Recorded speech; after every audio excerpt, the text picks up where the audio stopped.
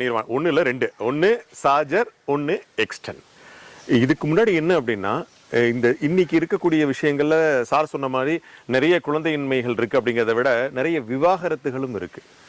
அந்த விவாகரத்துக்கு மிக முக்கியமான காரணம் என்ன அப்படின்னா, அவர்களுக்குள்ள இல்லறத்துல ஒற்றுமை இல்லாததுதான்.